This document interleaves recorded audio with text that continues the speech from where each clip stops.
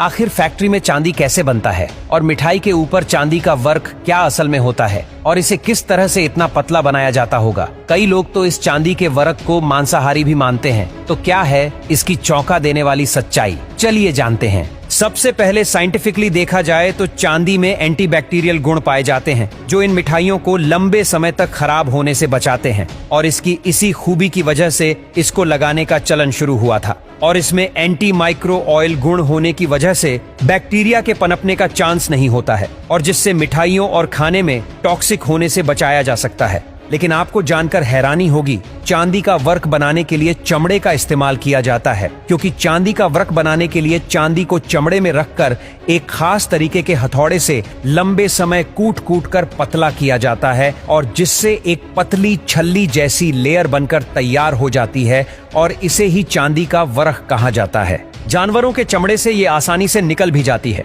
और इसी वजह से इसे चमड़े में रखकर कूटा जाता है और फिर इसे निकालकर कागज में रखकर पैक करके बेचा जाता है। दोस्तों, इस तरह से जानवरों के चमड़े से बने होने की वजह से ये पूजा पाठ, व्रत या धार्मिक काम में लेने योग्य नहीं होता है। जैसे कि यहाँ आप देख सकते हैं कि पेपर के अंदर चांदी के टुकड़े रखे जा रहे हैं और उस टुकड़े को ही काफी ज्यादा कूट कूट कर पतला और लंबा कर दिया जाता है। लेकिन आप यहाँ पर जो पेपर देख रहे हैं, ये पेपर जानवर की खाल से बना है। हम आपको बता दें कि इस पेपर को जानवरों की खाल से क्यों बनाया जाता है, क्योंकि इसे घंटों तक इस बैग में डालकर हथौड़े से पीटा जाता है और अगर इसे बनाने में कागज या किसी और चीज का इस्तेमाल किया जाता है तो ये जल्दी ही टूट जाएगा या फट जाएगा और इसी वजह से इसमें जानवर की खाल का इस्तेमाल किया जाता है और इसे आप चाहे कितना भी पीट लें, ये फटता नहीं है और सालों तक चलता है। आपको जानकर हैरानी होगी कि ऊपर ये जो काला बेग देख रहे हैं, ये असल में भैंस की खाल से बना होता है और इंडिया के कई स्टेट में आज भी इसी तरीके से ये चांदी के वर्क बनाए जाते हैं।